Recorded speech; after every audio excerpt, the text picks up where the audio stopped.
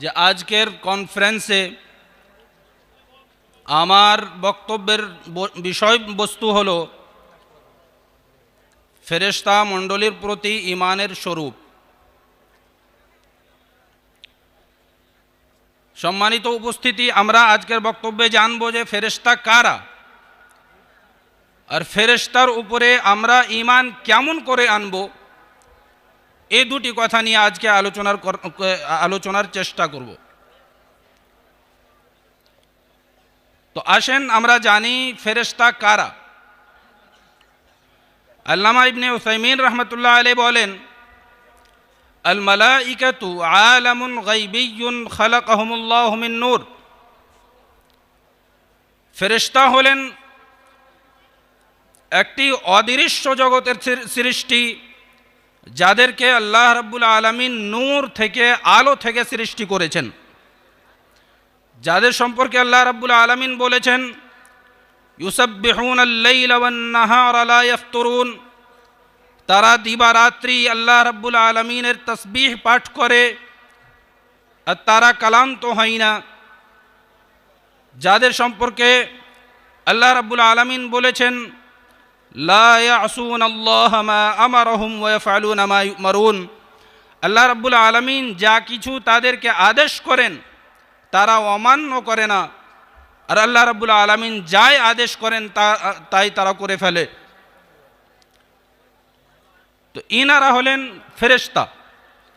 রাসূল সাল্লাল্লাহু আলাইহি ওয়াসাল্লাম বলেছেন, খুলিকাতিল মালাইকাতু মিন নূরিন ওয়া খুলিকাল জান্নু মিন মারজিম মিন নার ওয়া খুলিকা আদামু মিম্মা উসিফা লাকুম। রাসূল সাল্লাল্লাহু আলাইহি ওয়াসাল্লাম বলেছেন, ফেরেশতাদেরকে সৃষ্টি করা হয়েছে আলো থেকে। তো এটা আলো থেকে সৃষ্টি, এদেরকে আমরা দেখতে পাই না, কিন্তু এদের উপর ঈমান আনতে হবে। কিন্তু এখন প্রশ্ন এটা যে ফেরেশতাগণের উপরে ঈমান আনার স্বরূপ কি, আমরা কেমন করে ঈমান আনব? আল্লামা ইবনে উসাইমিন রাহমাতুল্লাহ আলাইহি বলেন, ফেরেশতাগণের উপরে যথাযথভাবে ঈমান আনার জন্য মানুষকে চারটি বিষয়ে বিশ্বাস স্থাপন করতে হবে। তার মধ্যে প্রথমটি হচ্ছে যে তাদের ওজুদকে স্বীকার করতে হবে, তাদের অস্তিত্বকে স্বীকার করতে হবে, যে তাদেরকে আল্লাহ রাব্বুল আলামিন সৃষ্টি করেছেন, তাদের অস্তিত্ব আছে, এটা মানতে হবে। যদি কোনো মানুষ এটা অস্বীকার করে, না মানে, তো সে কাফির হয়ে যাবে, আল্লাহ আর রাসূল সাল্লাল্লাহু আলাইহি ওয়াসাল্লামকে মিথ্যা আরোপ করবে। আল্লাহ রাব্বুল আলামিন কোরআন মাজিদের মধ্যে বলেছেন, ওয়ামান ইয়াকফুর বিল্লাহি ওয়া মালাইকাতিহি ওয়া কুতুবিহি ওয়া রুসুলিহি ওয়াল ইয়াউমিল আখির। যে আল্লাহ রাব্বুল আলামিনকে অস্বীকার করবে, তার ফেরেশতাগণকে অস্বীকার করবে, তার কিতাবসমূহকে অস্বীকার করবে, রাসূলগণকে অস্বীকার করবে, মানবে না, আখিরাতের দিনকে অস্বীকার করবে, সে দূরের গুমরাহিতে আর বিভ্রান্তিতে পড়ে যাবে। রাসূল সাল্লাল্লাহু আলাইহি ওয়াসাল্লাম বলেছেন, হাদিসে জিবরাইলের মধ্যে, একটি লম্বা হাদিস যেটা বুখারী মুসলিমের মধ্যে আছে, রাসূল সাল্লাল্লাহু আলাইহি ওয়াসাল্লামের কাছে জিবরাইল আলাইহিস সালাম একজন মানুষের রূপ ধারণ করে এসেছিলেন দিন শিখানোর জন্য। ওই হাদিসের মধ্যে জিবরাইল আলাইহিস সালাম রাসূল সাল্লাল্লাহু আলাইহি ওয়াসাল্লামকে জিজ্ঞাসা করেছিলেন, আখবিরনি মাল ঈমানু। হে আল্লাহর রাসূল সাল্লাল্লাহু আলাইহি ওয়াসাল্লাম, আপনি বলেন যে ঈমান কি? রাসূল সাল্লাল্লাহু আলাইহি ওয়াসাল্লাম বলেছিলেন, আল ঈমানু আন তুমিনা বিল্লাহি ওয়া মালাইকাতিহি ওয়া কুতুবিহি ওয়া রুসুলিহি ওয়াল ইয়াউমিল আখিরি ওয়াল কদরি খাইরিহি ওয়া শাররিহি। এই হাদিসের মধ্যে রাসূল সাল্লাল্লাহু আলাইহি ওয়াসাল্লাম ঈমানের পরিচয় দিতে গিয়ে সর্বপ্রথম বলেছেন, ঈমান হলো যে তুমি আল্লাহ রাব্বুল আলামিনের প্রতি বিশ্বাস স্থাপন করবে। দ্বিতীয় নম্বরেই রাসূল সাল্লাল্লাহু আলাইহি ওয়াসাল্লাম বলেছেন ওয়া মালাইকাতিহি, যে তুমি আল্লাহ রাব্বুল আলামিনের ফেরেশতাগণের উপরে বিশ্বাস স্থাপন করবে, তাদের উপরে বিশ্বাস করবে। ফেরেশতাগণের উপরে ঈমান আনা ঈমানের একটি রুকন হলো। যদি কোনো মানুষ এর রুকনকে অস্বীকার করে, তো সে কবুও মুসলমান হতে পারবে না। সম্মানিত উপস্থিতি, ফেরেশতাগণের উপরে যথাযথভাবে ঈমান আনার জন্য যে দ্বিতীয় বিষয়টি মানা একেবারে অনিবার্য আর জরুরি, সেটি হলো যে ফেরেশতাগণের নাম আমরা কিতাব, কোরআন আর সুন্নাতের মাধ্যমে জেনেছি, সেগুলোর উপরে নাম সহ ঈমান আনতে হবে। অনেকগুলো ফেরেশতা আছেন যাদের নাম কোরআন হাদিসের মধ্যে এসেছে। কোরআন মাজিদের মধ্যে আল্লাহ রাব্বুল আলামিন জিবরাইলের নাম উল্লেখ করেছেন, মিকাইলের নাম উল্লেখ করেছেন, হাদিসে ইসরাফিলের নাম এসেছে, মালাকুল মউতের নাম এসেছে, হারুত মারুতের নাম এসেছে, মুনকার নাকিরের নাম এসেছে, মালিকের নাম এসেছে। তো এগুলো ফেরেশতাগণের নাম হলো যাদের উপরে নাম সহ ঈমান আনতে হবে। যদি আমরা নাম সহ ঈমান না আনতে পারি তো আমাদের ঈমান পরিপূর্ণ হবে না। সম্মানিত উপস্থিতি, ফেরেশতাগণের উপরে যথাযথভাবে ঈমান আনার জন্য যে তৃতীয় বিষয়টি মানা একেবারে জরুরি অনিবার্য, সেটি হলো যে কোরআন হাদিসের মধ্যে যে ফেরেশতাগণের আওসাফ আমরা জেনেছি, গুণাবলী আমরা জেনেছি, তাদের উপরে ওই গুণাবলী সহ ঈমান আনয়ন করতে হবে। ফেরেশতাগণের অনেকগুলো গুণ উল্লেখ করা হয়েছে কোরআন হাদিসের মধ্যে। যেমন হাদিসে জিবরাইলের মধ্যে বলা হয়েছে, জিবরাইল আলাইহিস সালাম রাসূল সাল্লাল্লাহু আলাইহি ওয়াসাল্লামের কাছে একজন মানুষের রূপ ধারণ করে এসেছিলেন। এখান থেকে আমরা বুঝতে পারি যে ফেরেশতাগণকে আল্লাহ রাব্বুল আলামিন রূপ পরিবর্তন করার যোগ্যতা দান করেছেন। তারা আল্লাহ রাব্বুল আলামিনের মশিয়তে, আল্লাহ রাব্বুল আলামিনের ইচ্ছায় রূপ পরিবর্তন করতে পারেন। এক হাদিসে রাসূল সাল্লাল্লাহু আলাইহি ওয়াসাল্লাম বলেছেন, রাআইতু জিবরাইলা ওয়ালাহু 600 জানাহিন কদ সাদ্দাল উফুক। আমি জিবরাইল আলাইহিস সালামকে তার প্রকৃত রূপে দেখেছি যে তার 600টি ডানা ছিল, যেগুলো দিগান্তকে ঘিরে রেখেছিল, আকাশের কিনারাকে ঘিরে রেখেছিল। এরকমই অন্য হাদিসে এসেছে, জিবরাইল আলাইহিস সালাম একবার রাসূল সাল্লাল্লাহু আলাইহি ওয়াসাল্লামের কাছে দেহিয়া কালবি রাদিয়াল্লাহু আনহুর রূপ ধারণ করে এসেছিলেন। তো এইসব হাদিসগুলোর মাধ্যমে আমরা জানতে পারলাম ফেরেশতাগণকে আল্লাহ রাব্বুল আলামিন রূপ পরিবর্তন করার যোগ্যতা দান করেছেন। এছাড়াও তাদের গুণাবলীর একটি গুণাবলী হলো যে তাদের সংখ্যা অনেক বেশি। ফেরেশতাগণের সংখ্যা কত, এই কথাটি আমরা জানার জন্য একটি হাদিস শুনি। রাসূল সাল্লাল্লাহু আলাইহি ওয়াসাল্লাম বলেছেন, আল বাইতুল মা'মুর ফিস সামাইস সাবিআতি ইয়াদখুলুহু কুল্লা ইয়াউমিন ৭০,০০০ মালাকিন লা ইয়াউদুনা ইলাইহি ইলা ইয়াউমিল কিয়ামা। রাসূল সাল্লাল্লাহু আলাইহি ওয়াসাল্লাম বলেন, সপ্তম আকাশে একটি ঘর আছে যার নাম হলো বাইতুল মা'মুর, যেখানে ফেরেশতাগণ ইবাদত করেন আল্লাহ রাব্বুল আলামিনের। ওই ঘরে আল্লাহ রাব্বুল আলামিনের ইবাদতের জন্য প্রত্যেক দিন ৭০,০০০ ফেরেশতা প্রবেশ করেন। প্রত্যেক দিন ৭০,০০০ ফেরেশতা প্রবেশ করেন। আর যারা একদিন প্রবেশ করে কিয়ামত পর্যন্ত তাদের পালি, তাদের সিরিয়াল আর কোনো দিন আসে না। সম্মানিত উপস্থিতি, আমরা বুঝতে পারি যে ফেরেশতাগণের সংখ্যা কত বেশি। আল্লাহ রাব্বুল আলামিন বাইতুল মা'মুরকে যবে থেকে সৃষ্টি করেছে তখন থেকে কিয়ামত পর্যন্ত প্রত্যেক দিন ৭০,০০০ ফেরেশতা করে ওই বাইতুল মা'মুরের মধ্যে ইবাদত করার জন্য প্রবেশ করবে, কিন্তু তাদের সংখ্যা শেষ হবে না। এখান থেকে আমরা বুঝতে পারি তাদের সংখ্যা অনেক অনেক অনেক বেশি। তাদের একটি গুণ আমরা কোরআন হাদিসের মধ্যে থেকে জানতে পারি যে আল্লাহ রাব্বুল আলামিন কিছু ফেরেশতাকে অনেক শক্তিশালী বানিয়েছে। কোরআন মাজিদের মধ্যে আল্লাহ সুবহানাহু ওয়া তাআলা বলেন, ওয়াহমিলু আরশা রাব্বিকা ফাওকাহুম ইয়াওমাইদিন সামানিয়া। আল্লাহ রাব্বুল আলামিন বলেন, কিয়ামতের দিন আল্লাহ রাব্বুল আলামিন আরশকে ৮ জন ফেরেশতা ধারণ করে থাকবে, বহন করে থাকবে। বুঝতে পারি আরশ কত বড়। আরশ কত বড় এই কথা জানার জন্য আমরা একটু জানার চেষ্টা করি যে আরশ কুরসির উপরে আছে। আর কুরসিটি এত বড়, যার সম্পর্কে রাসূল সাল্লাল্লাহু আলাইহি ওয়াসাল্লাম বলেছেন যে যত আকাশ আছে, যত জমি আছে, সব থেকে বড় হলো কুরসি।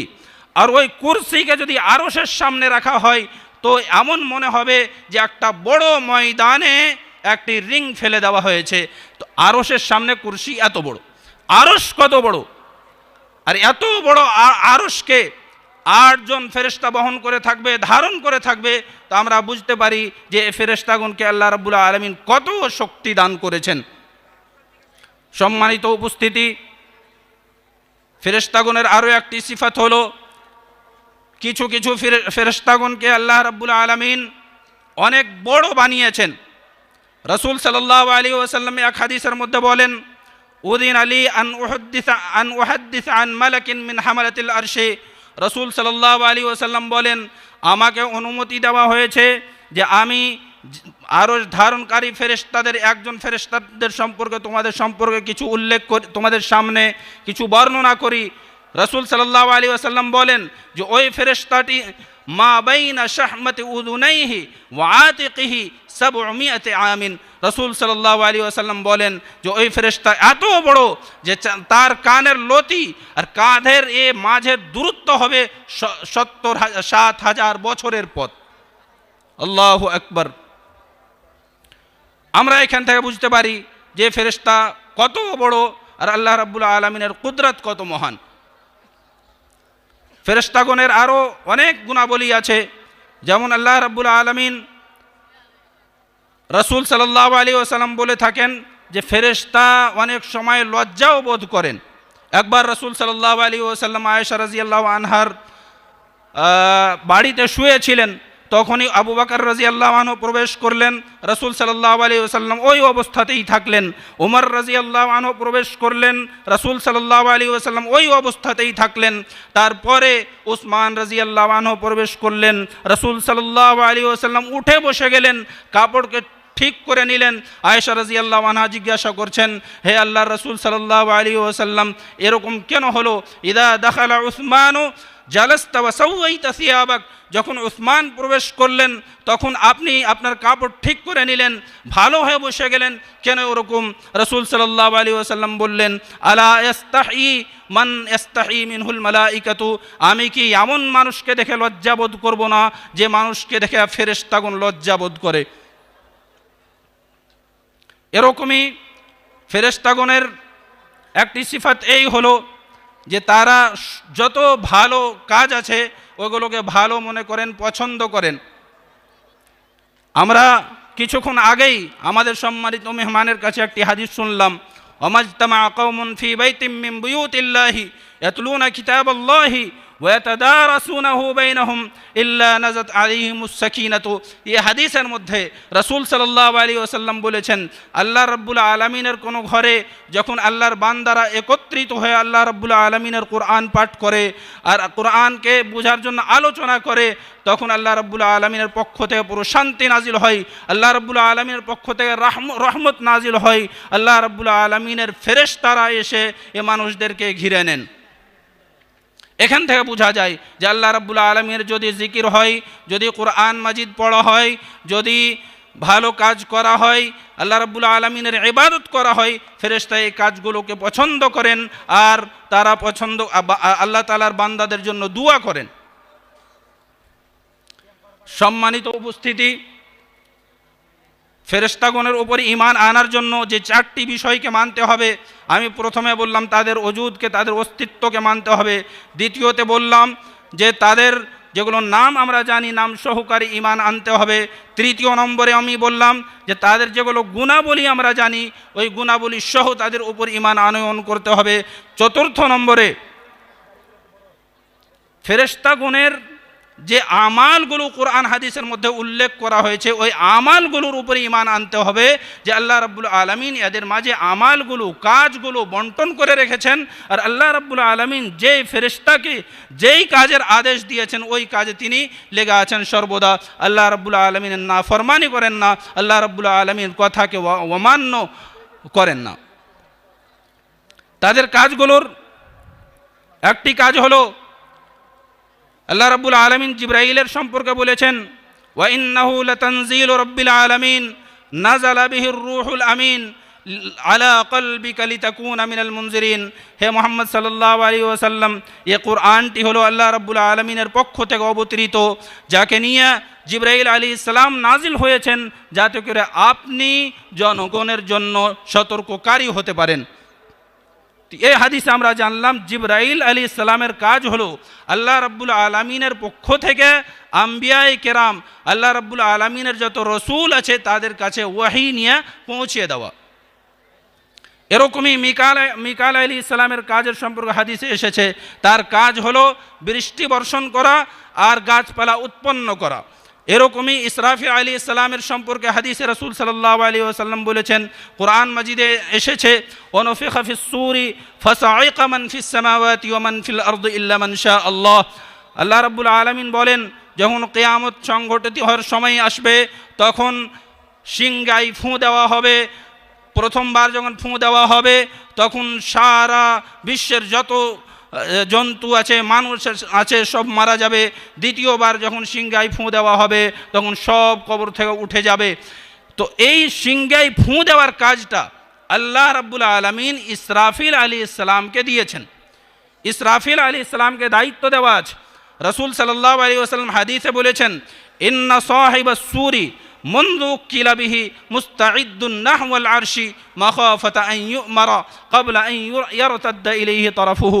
রাসূল সাল্লাল্লাহু আলাইহি ওয়াসাল্লাম বলেন যে ফেরেশতাকে সিংগার দায়িত্ব দেওয়া হয়েছে, যেদিন থেকে দায়িত্ব দেওয়া হয়েছে সেদিন থেকে আল্লাহ রাব্বুল আলামিনের আরশের দিকে একটানা তাকিয়ে আছেন, এ ভয়ে যে আমি যদি অন্য দিকে তাকাই তখনই আল্লাহ রাব্বুল আলামিনের আদেশ চলে আসে সিংগায় ফু দেওয়ার।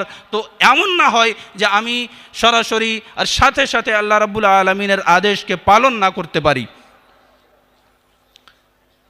এখান থেকে বোঝা যায় যে আল্লাহ রাব্বুল আলামিনের পক্ষ থেকে ইসরাফিল আলাইহিস সালামকে সিংগায় ফু দেওয়ার দায়িত্ব দেওয়া আছে। এরকমই একজন ফেরেশতাকে আল্লাহ রাব্বুল আলামিন মৃত্যু ঘটানোর দায়িত্ব দিয়ে রেখেছেন। কোরআন মাজিদের মধ্যে আল্লাহ রাব্বুল আলামিন বলেন, কুল ইয়াতাওয়াফাকুম মালাকুল মাউতিল্লাযী উক্কিলা বিকুম সুম্মা ইলা রাব্বিকুম তুরজাউন। আল্লাহ সুবহানাহু ওয়া তাআলা বলেন যে হে রাসূল সাল্লাল্লাহু আলাইহি ওয়াসাল্লাম, আপনি জনগণকে বলে দিন যে তাদের মৃত্যু ঘটাবে একজন ফেরেশতা, মালাকুল মউত, মওতের ফেরেশতা, যাকে মওত ঘটানোর দায়িত্ব দেওয়া হয়েছে, মৃত্যু দেওয়ার দায়িত্ব দেওয়া হয়েছে। তো এখান থেকে আমরা বুঝতে পারি যে মৃত্যুর দায়িত্ব আল্লাহ রাব্বুল আলামিন মালাকুল মউতকে দিয়ে রেখেছেন। মালাকুল মউতের সম্পর্কে হাদিসে নাম এসেছে ইসরাইল, কিন্তু উলামায়ে কেরাম হাদিসটিকে জয়ীফ বলে থাকেন। এছাড়াও ফেরেশতাগণের অনেক দায়িত্ব, অনেক কাজ আল্লাহ রাব্বুল আলামিন তাদেরকে দিয়ে রেখেছেন। আমরা জানি আমাদের সবারই সাথে সব সময় ফেরেশতাগণ আছেন যারা আমাদের কাজগুলো লিখতেই থাকেন। আল্লাহ রাব্বুল আলামিন কুরআন মাজিদের মধ্যে বলেছেন, ওয়া ইন্না আলাইকুম লাহাফিযিন কিরামান কাতিবিন, তোমাদের সাথে সব সময় তোমাদের আমলকে সংরক্ষণকারী ফেরেশতাগণ লেগে আছেন, যারা লিখতেই থাকেন, যারা সম্মানিত ফেরেশতা। তো আমাদের সাথে সব সময় দুইজন করে ফেরেশতা আছেন যারা আমাদের আমলগুলো লিখতেই থাকেন। আমরা যা ভালো আমল করি তাও লিখেন, আমরা যা মন্দ আমল করি তাও লিখেন। সব সময় কোনো সময় এমন হয় না যে আমরা তাদের আয়ত্ত থেকে, আমরা তাদের থেকে দূরে থাকি বা লুকিয়ে থাকি, এরকম কোনো সময় হয় না। আমরা কোনো কাজ করলেই তারা লিখে ফেলেন, আর কিয়ামতের দিন আমরা সব কাজগুলোকে আল্লাহ রাব্বুল আলামিনের সামনে দেখতে পাব। এছাড়াও আরও দায়িত্ব আল্লাহ রাব্বুল আলামিন ফেরেশতাগণকে দিয়ে রেখেছেন, যেগুলো বলার এখানে সময় নাই। এখন আমি একটি কথা বলে আমার কথা শেষ করবো ইনশাআল্লাহ তাআলা, যে আমরা ফেরেশতাগণের উপর ঈমান আনবো, তার উপকার আর তার লাভ কি। তার অনেকগুলো লাভ আছে। তার একটি হলো যে আমরা ফেরেশতাগণের উপর ঈমান এনে আর ফেরেশতাগণের সম্পর্কে জেনে এইটা উপকার লাভ করব যে আল্লাহ রাব্বুল আলামিনের মাহাত্ম্য, আল্লাহ রাব্বুল আলামিনের বড়ত্ব আর আযামত আমরা জানতে পারবো। যে আল্লাহ রাব্বুল আলামিন এত বড় বিশাল ফেরেশতাকে সৃষ্টি করেছেন, যারা সব সময় আল্লাহ রাব্বুল আলামিনের ইবাদতে লেগে আছেন, কোনো সময় আল্লাহ রাব্বুল আলামিনের কোনো কথাকে অমান্য করে না। ওই আল্লাহ রাব্বুল আলামিন কত মহান, ওই আল্লাহ রাব্বুল আলামিন কত আজিম। এরকমই আমরা ফেরেশতাগণের সম্পর্কে জেনে এটাও উপকার লাভ করব যে আল্লাহ রাব্বুল আলামিনের আমরা শুকরিয়া জ্ঞাপন করতে পারব, যে আল্লাহ রাব্বুল আলামিন আমাদের রক্ষা করার জন্য, আল্লাহ রাব্বুল আলামিন আমাদের আমল লেখার জন্য, বিভিন্ন সময় আল্লাহ রাব্বুল আলামিন আমাদেরকে বাঁচানোর জন্য ফেরেশতাগণকে দায়িত্ব দিয়ে রেখেছেন যে তারা আমাদের হেফাজত করবে। এক হাদিসে আছে যে কোনো মানুষ সন্ধ্যার সময় আয়াতুল কুরসি পড়বে তো সারা রাত আল্লাহ রাব্বুল আলামিনের পক্ষ থেকে একজন ফেরেশতা আসবে আর ওই মানুষের হেফাজত করতেই থাকবে। তো এগুলোর মাধ্যমে আমরা জানতে পারবো যে আল্লাহ রাব্বুল আলামিন আমাদের রক্ষা করার জন্য অনেকগুলো ফেরেশতাগণকে দায়িত্ব দিয়ে রেখেছেন। এটা আল্লাহ রাব্বুল আলামিনের পক্ষ থেকে আমাদের উপরে অনুগ্রহ, এই অনুগ্রহের আমরা শুকরিয়া আদায় করতে পারবো। এছাড়াও অনেকগুলো তাদের দায়িত্ব আছে, তাদের সম্পর্কে জানার উপকার আছে, যেগুলো বলার সময় নেই। আল্লাহ রাব্বুল আলামিন আমাদেরকে যথাযথভাবে ফেরেশতাদের উপরে ঈমান আনার তৌফিক দান করুন। আমিন। আসসালামু আলাইকুম ওয়া রাহমাতুল্লাহি ওয়া বারাকাতুহু।